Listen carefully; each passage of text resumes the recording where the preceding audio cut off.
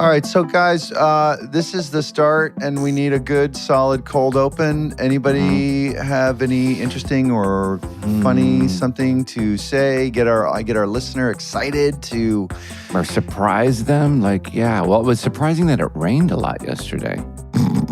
But no, Will, anything? Can you help? No, we're still going to be digging ourselves out of a rain yesterday hole that Sean put us in. But anyway, welcome to SmartLess. SmartLess.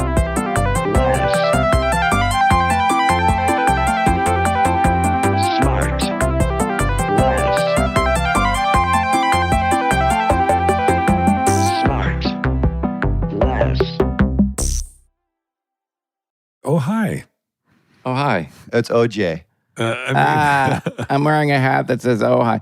I told you guys last time. I was in Ohio yesterday. I just got back last night for Kevin's birthday, my friend Kevin's birthday. Oh man, what a story! You were in Ohio. Oh, do you like it there? For whose birthday? Kevin Hart's? Kevin Neustadt. It's a friend of ours. He doesn't pay attention. He doesn't remember. You've mentioned Kevin and Carrie a million times. He has still no idea who they are. That's right. You've met them. Well, why would I know who they are? Because you sat and talked with Kevin for a few hours. You talked to him for a few hours, but he's not working at Netflix. Wait, do you know how many people you guys have sat and talked to for hours that you have no idea who they are? You can't remember them. JB, I remember there used to be somebody years ago, I won't say the gender, but there were, because I don't want to give it away, but there was somebody who you kept introducing yourself to over years, and finally they got mad at you and you were like, hey, F you. Really? You think I fucking remember it? Do you remember that? No. And eventually you're like, I don't fucking know you. Well, I can't. I mean, I'm certainly not unique to being, bad at remembering names. No. You're not unique. Faces. No. Same. But same. Right? Yeah. But you're great at dates. You're incredible at dates. I'm good at dates, but the names and stuff. No, dates is weird. It's I don't know what that is.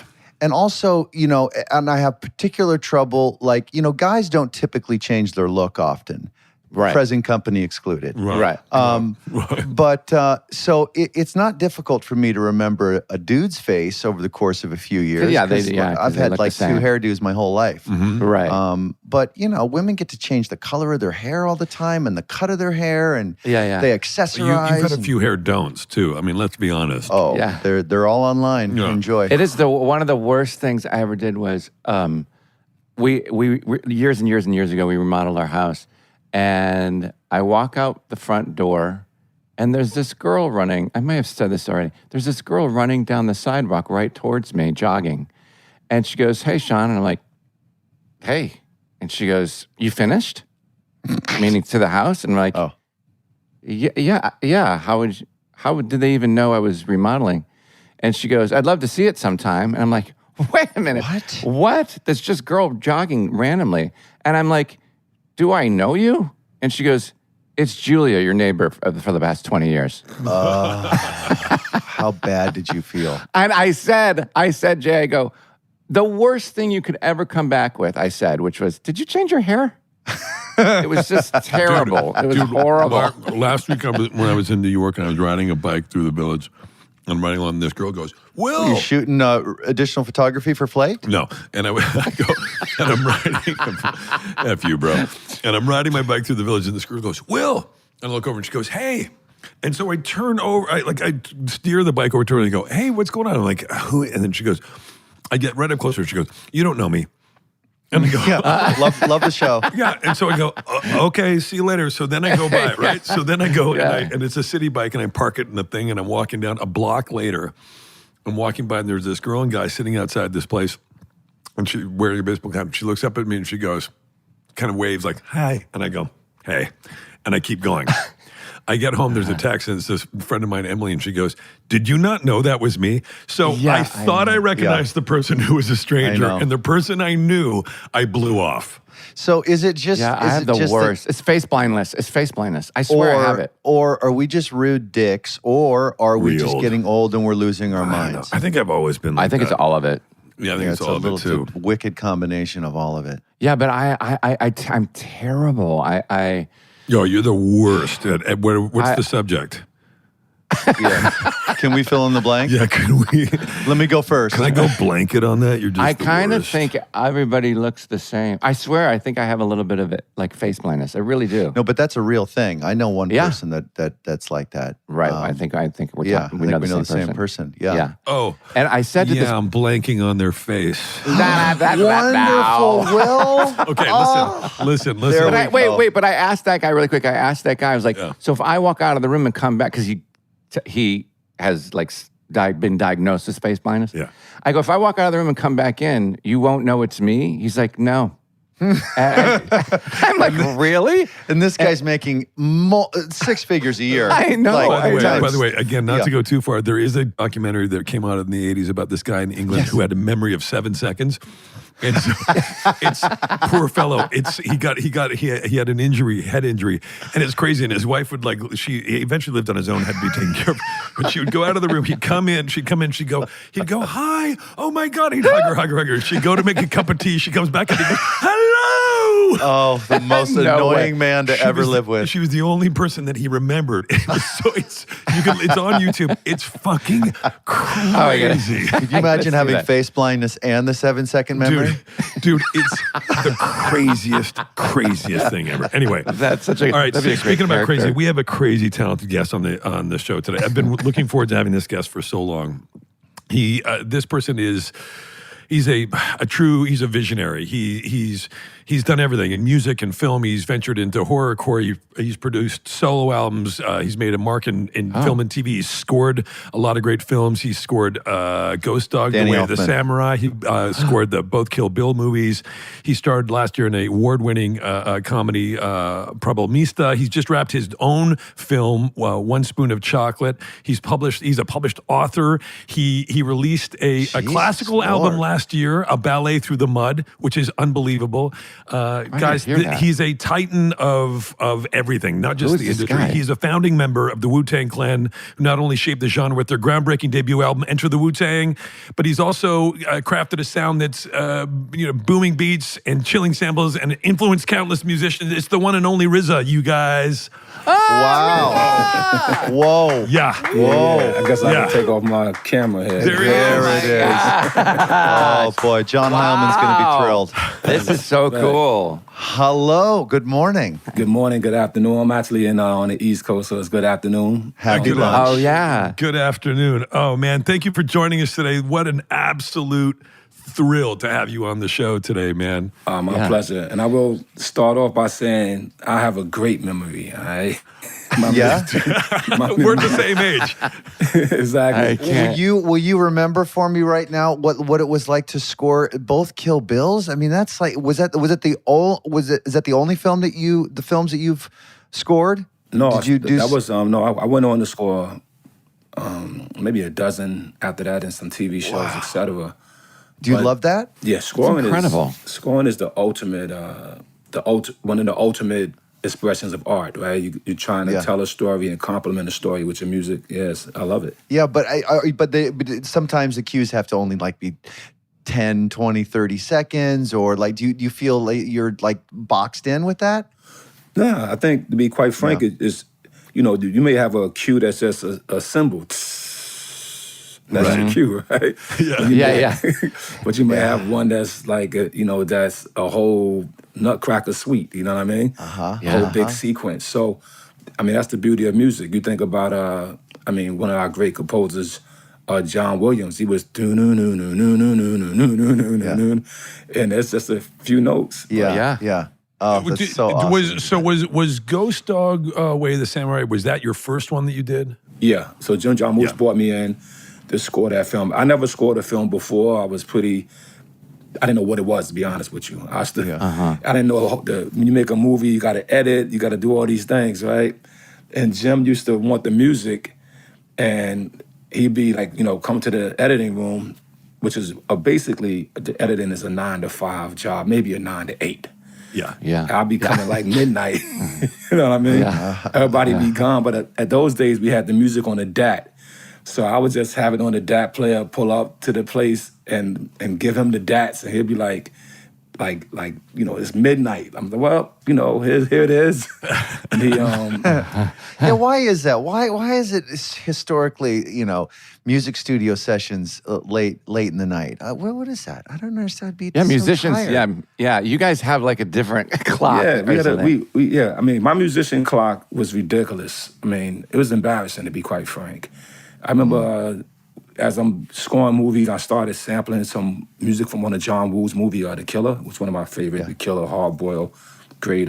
Great movies. Great titles by a great director, John Woo. Yeah. And we became friends, and he came to New York, and he's like, let's have dinner.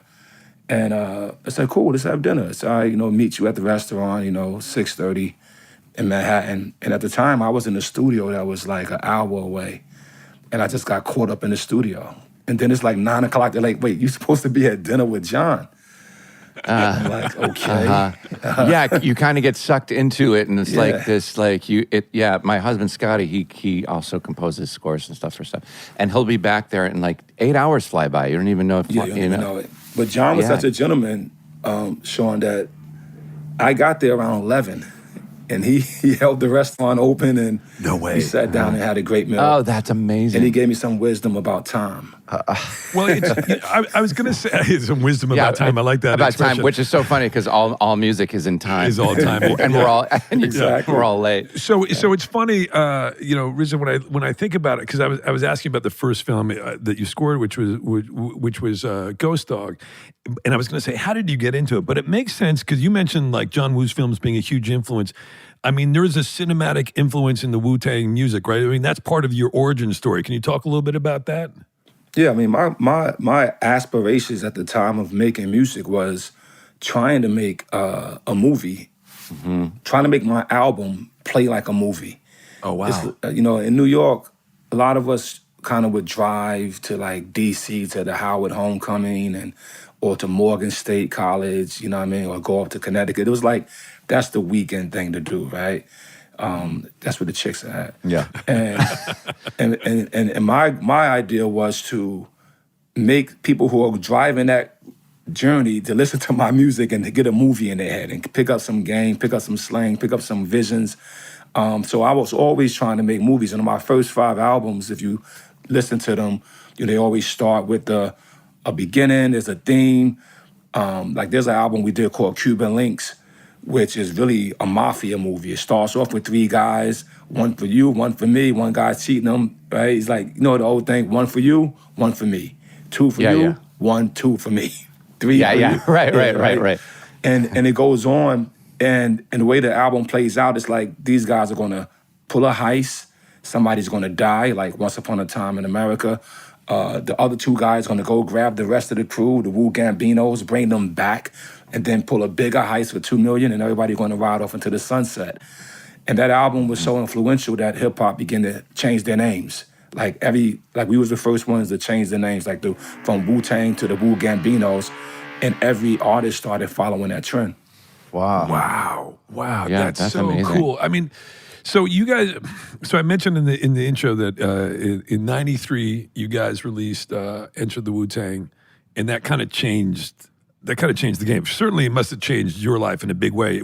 You had already been making music for years, right, with those guys? Yeah. But that was the first big release that went kind of crazy. Must have. What was that experience like?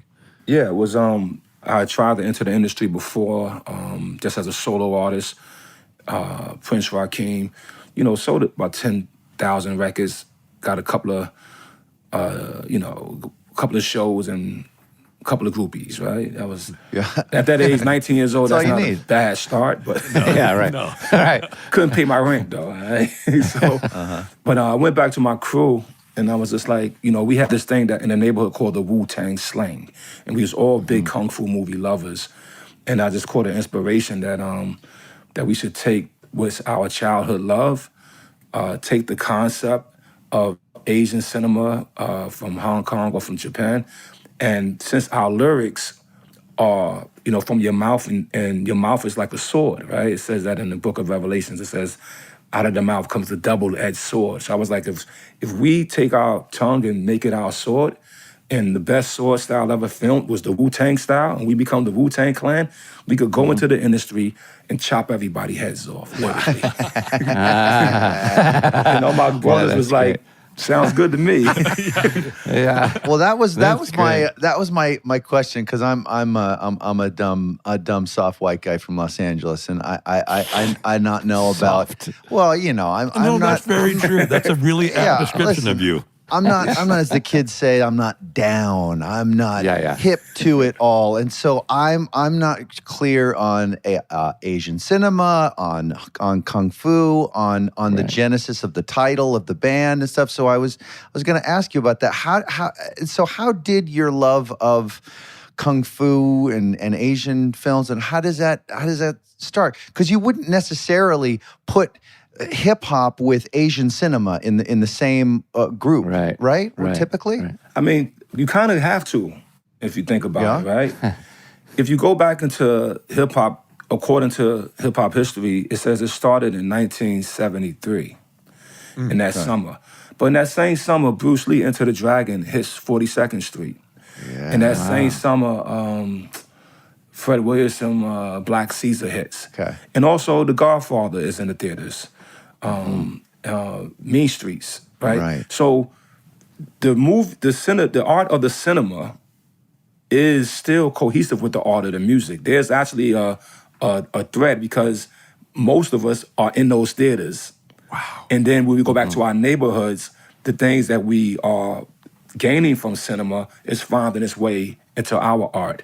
If you look at some of the early breakdance moves, you'll see that some of those moves were seen in a martial art film, and then of course took it to another level. Yeah, that's amazing. I didn't even think of that. That's so true. Of course you didn't think of dumb. it. You think about it a lot. You know, dude. You don't know anything.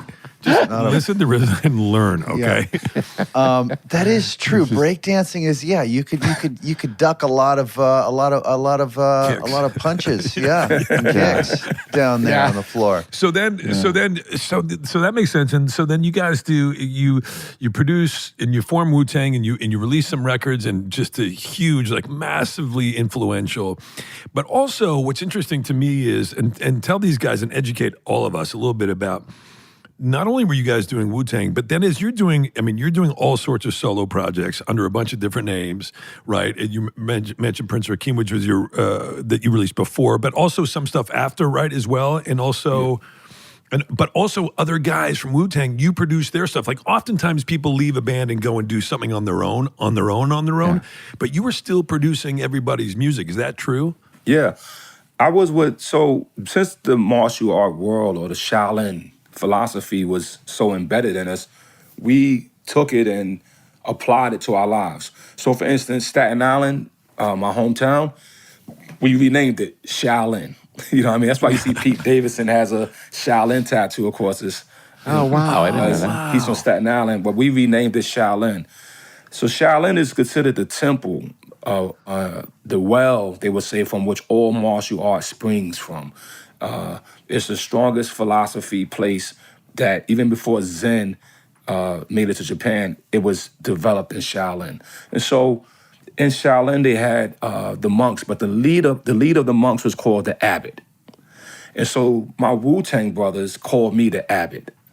You know what I mean? So now, as the abbot, it's my job to make the best decisions, the best direction of which way we go. And as the producer, I went on to produce, of course, the first album, 36 Chambers. It went platinum. So going platinum, of course, is a bong bong, right? So then after that, of course, I became a sought-after producer. But what I did was keep my energy contained within my crew. So I went on to produce Method Man first album, double platinum. Raekwon, platinum. Old Dirty Bastard, platinum. RZA, platinum. Ghostface, platinum. So that's unbelievable. Yeah, so I might have did about 7 platinum albums back to back. I don't think too many people probably did that, and so that's a blessing. But it was us. It was a contained energy. You know what I mean? Yeah. I remember talking to Seth Rogen when they had their breakout. He made a joke because him and his crew, who were listeners of the Wu-Tang Clan, they called themselves the Jew-Tang Clan. He said, right? And he said they all lived together, and him and Evan and That's everybody, really funny. they actually took that concept and did the same thing and continue hit after hit. Yeah. And I think that's the great thing for any group of artists is if you could combine that art together and then direct it as a brand, you will increase your fan base, of course, but also give each one of you a chance to go through the same tunnel. That's so cool. I love that. There's a sort of like a you harness the power of the collective a little bit, and you don't let it dissipate. You kind of keep it, and you all kind of move, and then all boats rise, right? You know what I mean? And what would we call our little clan here? Like the Chin Chin clan? Yeah. I don't know. Chin By Chin the way, clan. you mentioned I really like Chin Chin. Yeah, well, Chin Chin went out of business. Did you see that? Well, no, they just shut down They the just Sunset. shut down the one on Sunset. They did? They shut down the one in Beverly Yeah, Hills? take too? Sorry, it easy, Sean. get through the interview, What? and You'll, then my you you'll God. get your collapse. sodium somewhere else. Don't worry about it, man. And we will be right back. And now back to the show. So you talk about Shaolin. I didn't know any of that. That is such a cool concept, dude. I'm so blown away by it. I'm like riveted. And you guys recorded your 7th album was Once Upon a Time in Shaolin, right? And you made one copy. Yeah. Do you guys know about this story, Sean and Jason? Do you guys know about this? No. Can you tell these guys a little bit about it? Because it's one of the coolest stories in art history. Forget music. Oh wait, yeah. It's so, and then that guy rad. was No, a tell me. controversial purchase of it, Yeah, yeah. correct? I don't know this. I don't know this. Yes, a very controversial purchase. Please tell Rizza, me. will you tell these guys what happened, what Okay, that let me album was paraphrase that about, first. and why you did it all? Okay, first, once streaming took over music, music went from being worth 2 cents a record spin on your radio to being worth 0.4. Okay, sure. And so it was totally devalued, and a lot of artists were suffering because of that devaluation at this time. And for me, Napster. pardon. Well, yeah, Napster. Napster. If you think about Napster, that was the foundation of He'll taking bark out everything. moments of knowledge. Every Yeah, once you're in a while. like, You my gotta kinda grandmother in power the other through it. room and just Yeah. go, Napster! The Napster. Wait, I know that. But That was anyway, the first one, yeah. after everything got devalued, we tried to figure out a way to bring value back to music. And Right. the idea was music is art and it should be treated as such. And it's not something that, it's not just a privilege, right? Because the creation of it is such a process. Like for a Wu-Tang album to make it, you got to get 9 to 20 people together, the engineers. And it's an endeavor, like a film, right? It costs a lot of money, right, to make it. And then the goal is to sell it so you could continue to make it again. You know what I mean? Right. Yeah. So anyway, it got so devalued that we was like, well, let's make an album that we'll make one single copy, treat it like it's a Mona Lisa or an Egyptian scepter, something like that. Very good. That it belonged in a museum. And the only way that you can now get it, you have to go to it. You have to go see This is it. amazing. Oh, that's cool. And we auctioned it. The funny thing is when we auctioned it to a guy named Mike Scarelli. Yeah. Now, Scarelli, at the time when he bought the album, I got to confess this because I don't talk about this a lot. At the time I shook his hand, he wasn't known yet. Like, I met him, it was a few different billionaires that was going to buy this album from this Sotheby's paddleweight auction type of thing. And he was probably the poorest amongst them. He only worth about $200 million at the time. Right. But he was into it, right? And he told me, he said, I'm going to buy the last Enigma machine. I'm going to buy the churning papers. And I'm going to buy your single album all in 1 week. And I'm going to take this and I'm going to create something that's going to, for him, he's going to become like a new supervillain or something. He didn't say villain though, but he was like, he's going to take these elements and he's going to create something crazy. And he went and formed this company, the Turning Company, et cetera, et cetera. And I shook hands on him. In that same company, a few months later, before we announced the purchase and everything, because we had a scheduled date of closing, is how we call it. A few months later, this guy shows up on the news as the evilest man in the world. He took the price of a medicine that was maybe $15 a pill. Oh, that guy. I remember and that guy. And he turned it to $2,000, $4,000 a pill. Yeah. And the saddest thing remember that. about it was that this pill was for for our citizens who have HIV. Right. I remember that. Yeah. It was a dire need for this pill for them. And so basically he was burning down a village. That, I mean, you could put it to that analogy that he's burning down villages by this price gouging. But he had already purchased the album, so now so now you're so now I have to he sells it, and then I did say this to him though. I said, listen, so his name was Martin Scruggs. I said, listen, Martin, you doing a lot of bad things, bro. The Wu-Tang is good, okay? If I was you, I would take this album and do something good with it, meaning he could give it to the people. It can't be sold because we made an 88-year non-commercialization law for it, so he can't sell it. Right, he can't make mass produce. I know, it's so cool. That is amazing. But he didn't decide to do nothing good. He doubled down on his darkness, and he got into a big fight with Ghostface Killer and all the other Wu-Tang brothers, and then he took Hillary's hair and whatever. He just went all the way down until he went to jail. Yeah. And then the government seized the album, Good. and they kept it. What? And then, so he paid $2 million for the album. So at the time, it was the most expensive album in history. Yeah, for sure. But when he went to jail, the government now needed to pay all of his liens or default judgments, whatever he had on him. And so the government now gets to auction this album as a personal asset of his. Okay, all right. And they auction it, and someone buys it for $4 million. Wow. No way. Okay. Yeah. What? Do you know who? So who's got it and where is it? It was a group of people called the Pleaser Dow. Okay. So they have it now, and they're just, hopefully they will take the advice of showing it to the people, putting it in museums, and didn't they do an exhibit or something? They took it to somewhere like Tasmania or something. Is that true? Yeah, they took it to Tasmania and exhibited it. You're right, yeah, and people flew in for that. So, has the public been able to hear it? So far, maybe about 600 people have heard it. Dude. That's amazing. Like, how do you, that's an incredible story. How do you protect the person who owns it from copying it and kind of, I don't know, it just got leaked or, and then they act, Well, there's a contract. There's this particular album is on a macro level considered the first NFT. Very good. Yeah. I understand. So if you understand, so that's the situation with it. And so it's like a smart contract built in. You know what I mean? And this was your idea. I mean, it's such an incredible, forward-thinking idea. It's I know. It's brilliant. Me and my student Silver Rings, I won't take all the credit. It was a combination of ideas that led to it. So, yeah.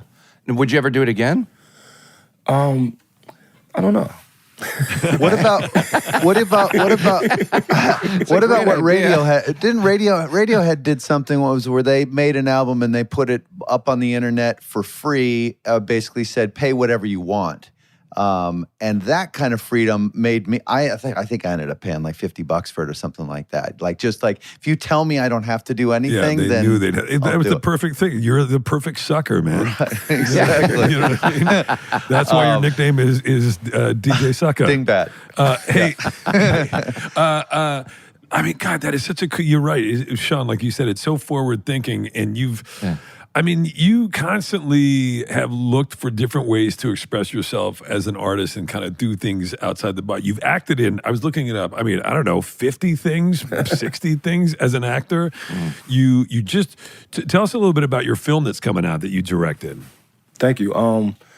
First, let me say this to y'all, gentlemen. First of all, Jason, I'm a big fan of yours. Come on. Yeah, there we go. Your timing, your style. Nice, I just love your style. I watch. Hey. Seen almost everything you do, and so just want to let you know That's that very you got a nice. fan on this side of the microphone. Thank you, pal. And for myself, I got a chance to study underneath Quentin Tarantino for about 6 years, and I caught the directing bug and understood what it could be. And I did my first film, of course, in 2011. Came out 2012, called The Man with the Iron Fist. Mm-hmm. And I realized that directing movies is actually the epitome of expression art, because you have to be lyrical in the words, colorful in the production design and costume design. Music is a part of it. The storytelling element, the energy of getting other people to portray an idea that's written and describe it. It's like the total use of my brain for me. And so I became in love with it. And now this is my fourth directorial film. It's called One Spoon of Chocolate. Wait, this is your fourth film? This is my fourth one, yeah. Wow. Yeah, Wow. and this one, probably my boldest one, pretty bold to kind of take a chance like this. And it took 13 years to get to this point. Like once I finished Man with the Iron Fist, I want Universal gave me the money to make the movie, and they was like, when it came out the first week, I think Hurricane Sandy hit, and so so the East Coast was kind of fucked up for me. Yeah. And so it didn't hit the numbers we wanted to hit. I think we probably ended up around 30 million total in box office on, sorry to talk numbers, that's what's when it kind of No, that's okay. Yeah. We ended up about 30 million total in box office on a movie that cost about 17 million, right? Pretty good. Not for Universal. For Universal, that's break even. I paid the lights that day. We paid the lights. Yeah, exactly. Yeah. But I waited till it recouped before I went back and sat down with the executive who was in charge of gave me the green light, which is Mr. Adam Fogelson. And and I sat down and he said, okay, like you broke even, you did cool. Okay. Nobody's over here, we're not jumping up and down nor are we sad, right? I said, okay, I got it now. I like to try another one. And so he said, okay, well, let me hear some ideas. And I pitched the ideas, and one of them was One Spoon of Chocolate. The other ones didn't really gravitate, but he said, that one seems like something you could chase. And then I started writing it, and I got writer's block at page 40.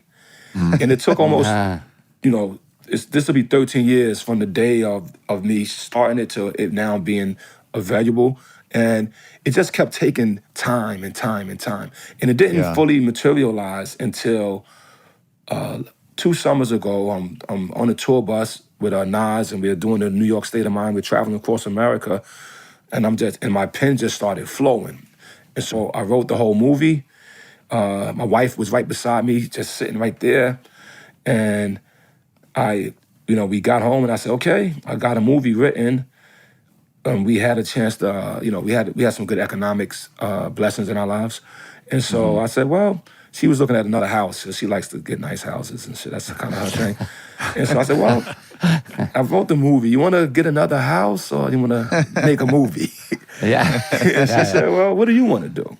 I said, to be honest, I really want to make a movie, like with no interruptions, like just go ahead and do it. And she said, okay. She gave me the green light. She's the producer of the film. Wow. So me and my wife Self-financed. Yeah, so she's nice. self-financed from leveraging some assets. And we did it. And we shot in Atlanta. We finished it. And it's going to premiere at the Tribeca Film Festival on June 8th. I'm super excited about it. Awesome. And so are you going to be looking for distribution at that festival or have you already sold it? Yeah, it's going to be like the first time we show it, and we're looking for distribution. So, I hate to use the word hopefully, but hopefully. What's it about? What was the pitch you gave to Adam? And did it remain the same once you got past the page 40, or did it morph into something else? You know what? It actually, I guess without giving a spoiler, it morphed into 200 pages. Oh, wow. Exactly. Yeah, for the listener, usually a movie script is about 110. Yeah, it morphed to about 200 pages, and I think I got about 110 pages that we'll see when we look at this thing. Good. Yeah. That's amazing. And now Kill Bill was famously, 200 and something, and so he had to split it up into 2 parts. Yeah. Right? Yeah, I actually read the 220-page Kill Bill. Yeah. Which, like I said, so Tarantino is my professor. I call him my godfather of film. He's incredible. Yeah, incredible. Love to have you on the show, Quentin, if you're listening. He's incredible. He got to come on. He got to come to us. He's got to. Guys. Yeah. But now, RZA, I'm always amazed when people like us, meaning that artists or in the entertainment business or whatever that create the stuff, like your films and music and everything else, and us, TV shows, films, whatever we do, and that at some point in your life, you became aware of the business side of it. And what was that point, and who was that person where you're like, because when I was on the set of Will and Grace, it's a TV show I did a long time ago. Yeah, sure. Hey, a masterpiece. A masterpiece. We, after, it took about 5-6 seasons for me to kind of look funny? for me to look around, and I was kind of like, wait a minute. I was really young, and I was like, how did this all happen? Because I was just an actor who memorized my lines and showed up and went home. Yeah. And then I was like, wait, how did this come together? Like, whose idea? And then the phone call. Then I got really interested. I was really young. I got interested in the business side of how to produce something and make something. So what was that moment for you? And or was there a person you were like, wait a minute, how did they do that? And then it kind of snowballed from there. Yeah, I think it was a couple of points for me. You know, first in music, of course, right? As a producer, you know, you could control, let's just say, like I said, making an album, maybe it's 20 people, right? But when I was composing films, the thing with Kill Bill is that I wasn't going to be the composer. Let me just be clear. Me and Quentin just used to watch movies together, and he gave me that script. And when I read the script of Kill Bill, it was just such an amazing script. I just said, yo, anything you may need from me, I'm here. I said, also, I would love to see how you're going to bring this to life, right? At the time, we were just buddies, film buddies. And he was like, yeah, sure. You know, if you show up on set, you know, you go be the guy, the eyes and ears behind me. Wow. And now they were shooting in China, in Beijing, but I showed up. Yeah. Nice. Great. Yeah, and then I'm watching Robert do the DP, and I'm the guy who's there with no job. Yeah. Right. So I got to study every job. I'm just chilling, hanging, watching, and studying, and I realized that this was... And how old were you then? Oh, no, I'm a man, yeah. This is to Kill Bill. I'm 32 at least, right? 30. Yeah. So I'm a man. Yeah. But I mean, I'm not a kid, meaning... Right. But, you know, I was evolved as a... I guess you could say this too, Sean, right? That you said after 5 or 6 years, right? Right. You're not economically thinking about those problems no more. That's right. Okay? Love is good in life, most likely, right? Right. And so, and the art is starting to really feel fulfilling, like a different type of fulfillment, almost a calling, right? And so that's what's happening to me. My love life is good, my economics is good, and my art is insatiable, though. It wants more. It wants more. Yeah.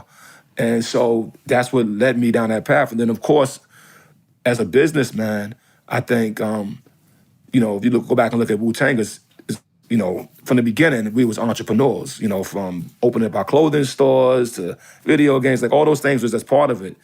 And then the last lesson for me, and I'll just share this with your audience, why that you would say, why the heck would you self-finance a film? Which is probably, everybody says don't do that. That's like in the book. There's a book on that. Okay. Right. It's the first chapter. Yeah, exactly, right? But I got the chance from the year of 2018 to 2023 to be the showrunner of my own TV show, right? Which one? It's Wu-Tang and American Saga on Hulu. Okay. So doing that show, it's just like, okay, the best way to do it is to do it. You know what I mean? Yeah, right. The best way to do it is to do it, so I'm in that philosophy. Because me spending $1 may take somebody else $10 to spend that $1 because they don't know how to spend the $1. All right. We'll be right back. And back to the show. You know, people who are as accomplished as you in as many different skill sets, it takes an enormous amount of not only ambition, but concentration and focus and discipline. what would you say to the listeners who are, trying to get their feet under themselves and really find that gear that it's going to take to hit the passing lane and get past the folks that they're competing with? What is that special sauce from you, for you, and from whom did you learn it from, or what happened that gave you that spark that you tap into that has fueled so much incredible, accomplished work? I will share with anybody, the first thing is mastery of something. Okay. If you master one thing and you mastered it, then you'll understand the relation of all things. Okay. Right? Because that makes sense. And for me, of course, the first thing is going to be my lyrics, right? And I've been writing lyrics since the age of 9. So by the time, and I'm the guy that finishes schoolwork first, so I could write another lyric.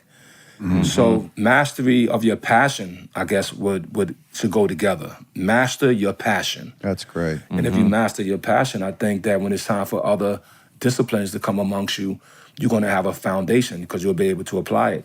And I think we all can agree, us here, all of us artists right here, that we could say that it is, the artist has, I use this word, artistry is a wavelength, right?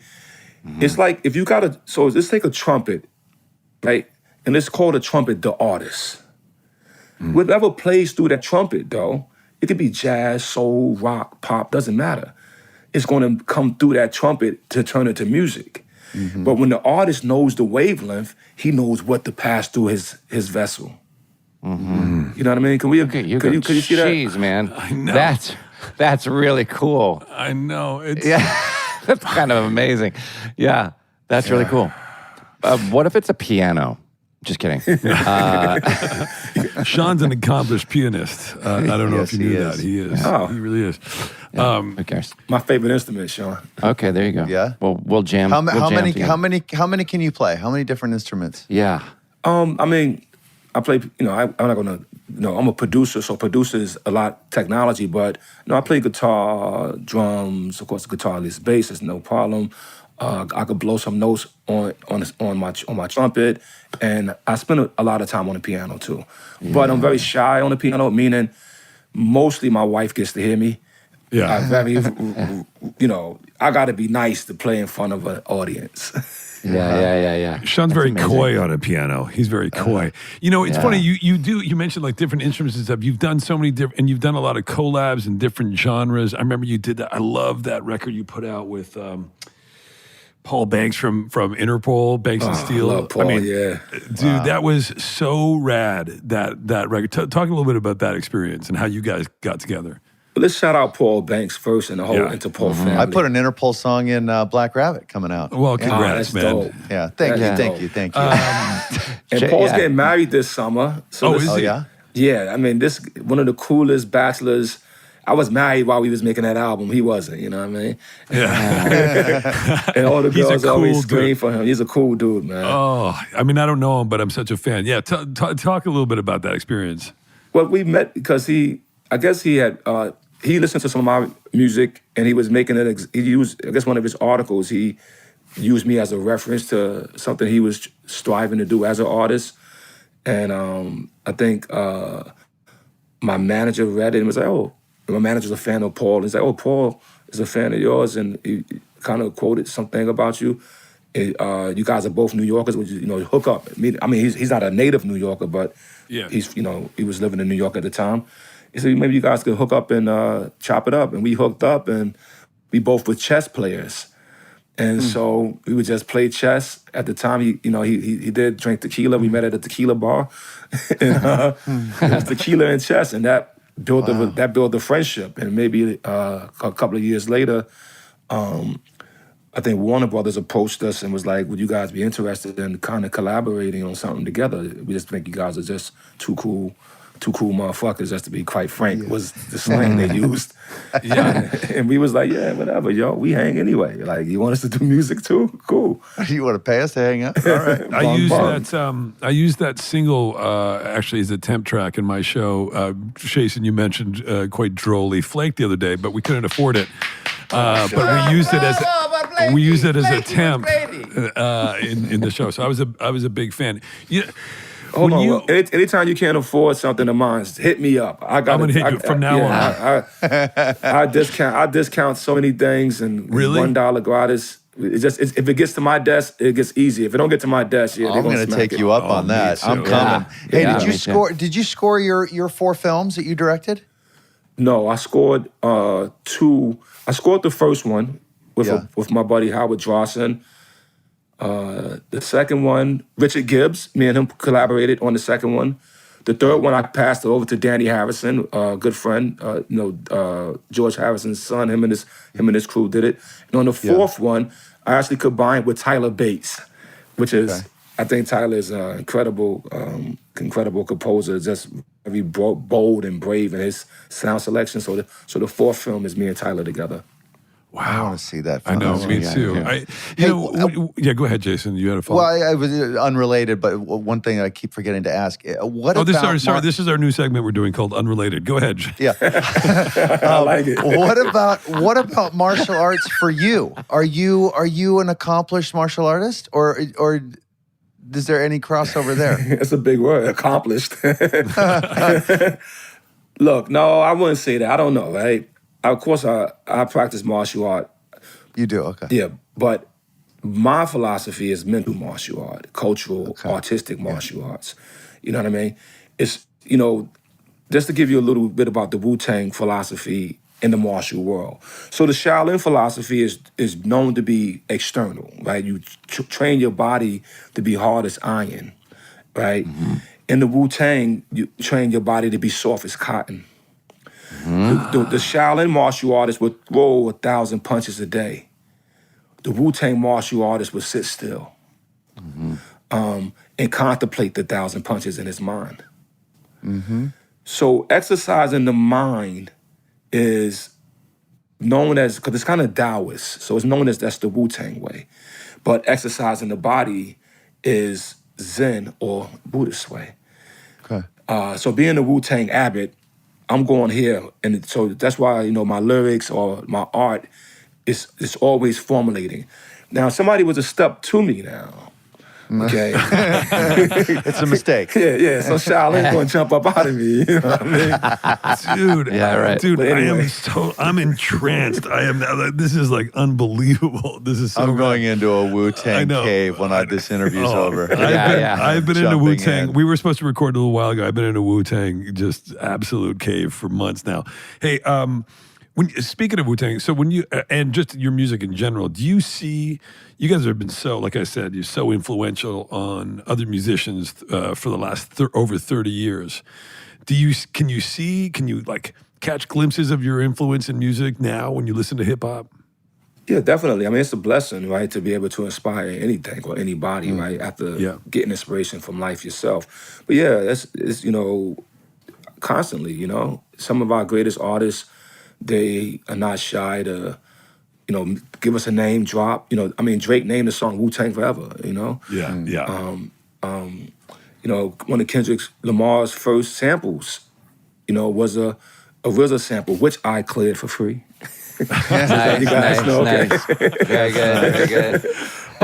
You're welcome, man. You guys did so much. You did so much sampling over the years. I mean, you guys were like the masters of it. Was there ever a sample that you couldn't clear that you wished you could have gotten and you were not able to get?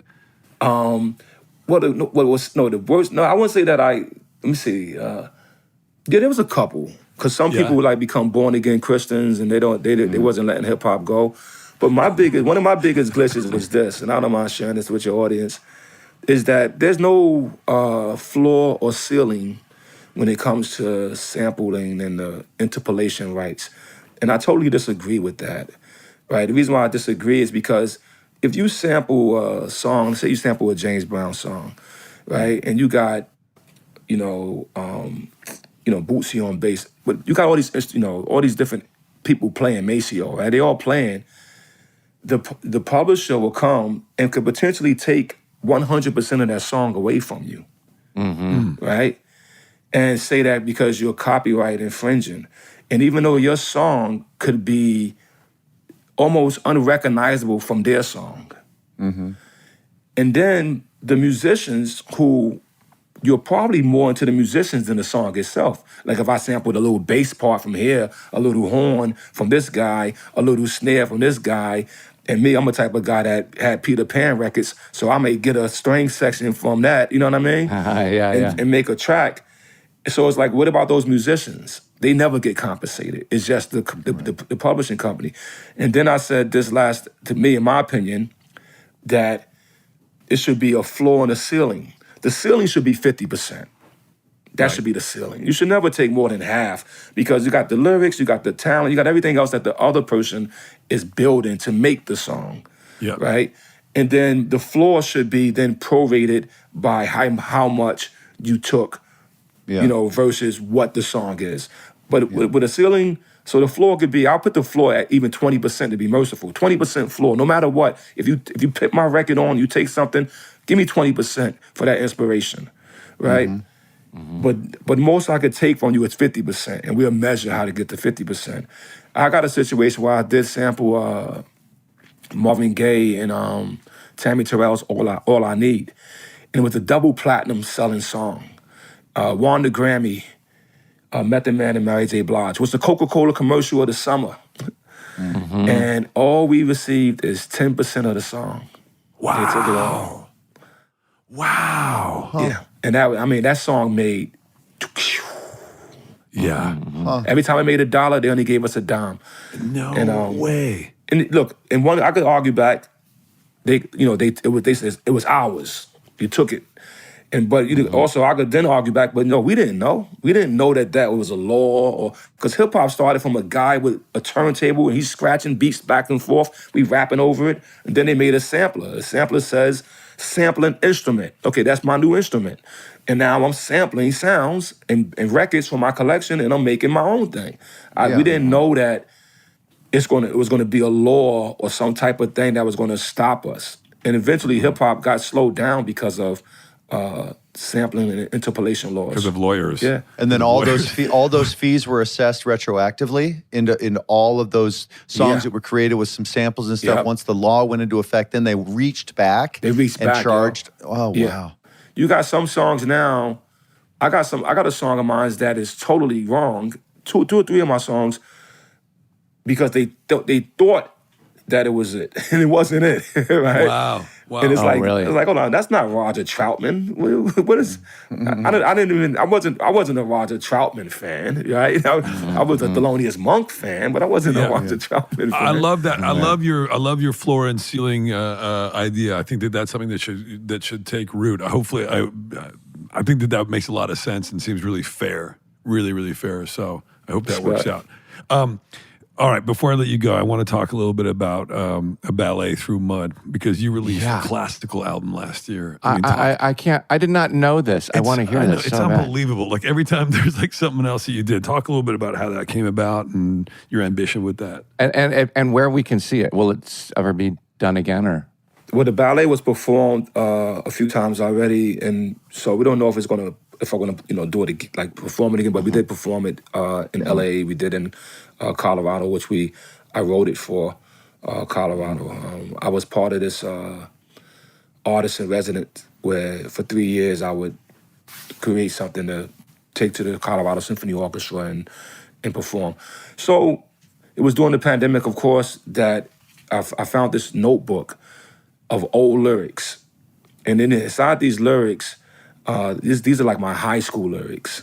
So this book is so old. My buddy Raekwon made a joke, said that book is growing hair, man. Like it's that old, right? Yeah. But in it is all of the ideas from 9th grade up into graduation.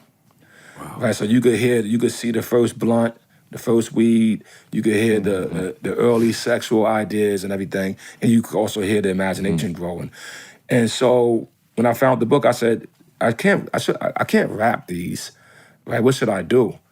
And then I eventually decided, talking with my wife about it, of course, that what if I kind of composed it into like a ballet or something? Great idea. And so she thought it was a great idea as well, and I kind of went into it. The funny thing is that let me share one of the lyrics that led to it. Okay. Yeah. So one of the lyrics was about these 6 teenagers who are exploring life, right? So Sue was this girl who was really quite fly, and Brad was real cool. He was her guy. Lisa was freaky. She loved to have sex. Her brother name was Dexter, but they called him Dex. His girlfriend name was Monica. She was a virgin. And Joe, he was their friend, and he was a nerd. Brad bought the beer, Sue bought the smoke, Lisa had sheets, Dexter had coke. Joe was the type who didn't get high, nor did Monica, but she was willing to try. So Brad lit a blunt and passed it to Joe, saying, "Come on, man, smoke it." And Joe said, "No." "What's wrong? Are you scared?" was asked by Sue. "Oh, you're just a nerd." Joe said, "That's not true." Monica said, "Come on, Joe, just have a taste." And she puffed on the joint and blew smoke in his face. Now on Monica, Joe had a crush. He didn't want to do it, but felt that he must. Like many we know, love made him a fool, so he smoked the joint to prove he was cool. Then Lisa was like, "Yo, forget about Joe." Then say, "Hey, Dex, where the heck is the blow?" He pulled out 2 grams, said, "It's all that I bought." "Well, it's more than enough," and they proceeded to snort. Now at this time, Joe had finished 2 beers, and Brad was like, "Here, have another, you queer." And Joe said no while holding his stomach, and while facing Monica, he suddenly vomited. She screamed, "Oh my God, shit, how absurd." And everyone laughed and said, "Joe is a nerd, Joe is a nerd, Joe is a nerd." Joe felt embarrassed, so he did the bird. They chased him, he ran. They screamed and they laughed into this abandoned house, and with the sound of this crashing glass. And it was dark in there, so Brad had to get a light to check to see if Joe was all right. But when they found him, he was laying on his back with quarts of red blood spurting from his head. And Monica said, "Oh my God, Joey is dead." And they started to run, and they never mentioned this incident again to anyone. So, Wow, that's beautiful. That is amazing. and I turned that to a ballet. That's unbelievable. Oh, I've got to see that. Just I know. riveted, man. How in the world do you remember? I know. Not only remember that, but remember everything that you make. I mean, it's just incredible. It's so good. Yeah, God, man, we could talk for hours. We've taken up way too much of your time. What an absolute, like I said at the beginning, Yeah, what an this is absolute really honor cool. to have you, man. I'm such a fan. Yeah, it really has been. You're just It such really a, has you're been. such a creative juggernaut, dude, in every way. So just continued Well, thank you. success. Yeah, thanks for And I say in coming. all respect, and I just saying I'm a fan of all you guys' work as well. Thank you for what you contributed to my life. It's just, I've watched you. I've watched as a fan, the things you guys create, whether in the theater or in front of my TV set, and got my laughs, got my inspiration, and probably took some from your tree here and there. I'm hip hop, so I sample. Yeah, Okay. You sampled us. Yeah. I sampled, yes, indeed. So I appreciate Well, you right guys. back at you. Yeah. You've touched Yeah. all of us and Yeah, man. millions and millions around the world, Yeah, too. you've So really, thank you for you've what really you do. inspired us today. Well, thank you, Rizza, for your time, man. Thank you, honestly. guys. And Thank you, pal. Spoonful of Chocolate. All the best of luck with it, man. Can't wait for it. We'll be watching. Respect. Peace. Thank you. Peace. Yeah. Bye, pal. Wow. Well, Willie, that was. I mean- I didn't think you had it in you. I know you that always really talk shows a lot about of- them. You've talked about them Yeah, forever. and Wu-Tang I Clan wanted and to have him and- on for a long time, and I'm like, I knew the bar was high. I was like, oh, he's going to be inspirational. He's going to be cool, and I can't believe how he just exceeds expectations just as a creative, right? It's just unbelievable. It's like an Well, also, endless like- well of creativity. Yeah, and also like just philosophies and like Yeah. I mean spiritual. Like I love the thing he said about the trumpet, like where the artist has Yeah. to connect the energy to the vibrations that go through Yeah. the thing that makes the sound, like whatever that was. But that was really cool. That was we're wild. like trumpet. Jay, you're more like a Waymo. You know what I mean? You're just like a Nobody's in it. automated car with nothing Driving, inside. So Please rate me. empty vehicle that goes from just destination to destination. But that's fine. That's fine. And we still love you. But honestly, yeah, he had so. Yeah. You're right. He had so many cool philosophies. I mean, I By could- the way, I the could whole be- Shaolin approach that he does, and the way they created that community, and kind of like and he produced all those records for all those guys, for Ghostface understand and it. for all those dudes like Method Man. I mean, it's insane. It is wild. I want to be in the music world a little bit. They all just seem like they kind of got it all together. They're super and, chill. Yeah, no one's running. They're just, they're just doing their thing. That's right. I'm really excited for him. I knew Jay, you'd be excited that he's directing. I didn't know he'd done 4 films, but I saw the trailer. I saw the trailer for his new film. And it looks really, really good. Yeah. And, So I'm excited for that. And how cool! I mean, and it makes sense that he'd be a good director because he has been sort of the Abbott, as he says, of the Wu-Tang for so long, and does so many and wears so many hats. And Jay, as you know, as a director, that's what you have to. That's what you have to do. Pulling on all those different levers, and just a great I've spent leader. a lot of time on Abbot Kinney, where there's a gay bar in Abbot Kinney. You know, funny story about that gay bar. It's called Roosterfish. I think the Roosterfish. I think. How do you guys know that? I think. So when I Totally true. when I There's a light used to bulb out live- in the back alley behind. Anyway, forget it. Oh no! It doesn't matter. Wait, there you go. I used to live right around there, and when I first moved into my house, me and my buddy went down the street and like, well, we got to find our local bar, right? If we're going to be living down here. And this place is at the time, I don't know if it still is. It was painted this really cool like turquoise blue. Yeah. And we're like, well, this place looks kind of cool. Walked in there, fucking sat at the bar and ordered a couple of beers and just started talking to each other. And I get a little tap on the shoulder.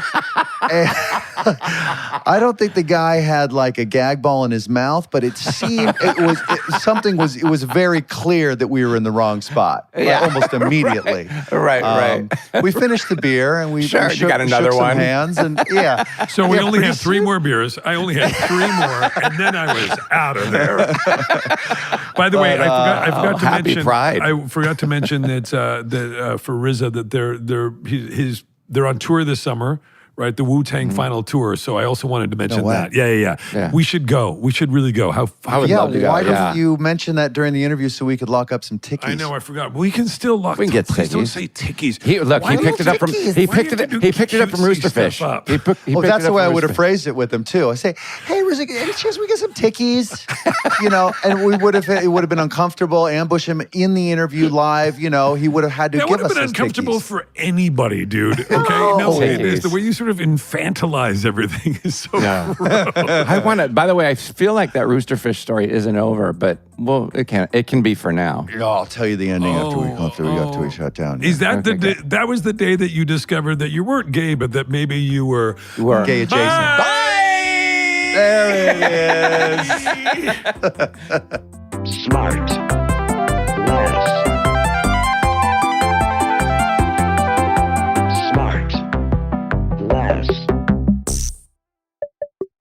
SmartLess is 100% organic and artisanally handcrafted by Bennett Barbaco, Michael Grant Terry, and Rob Armjarf. SmartLess.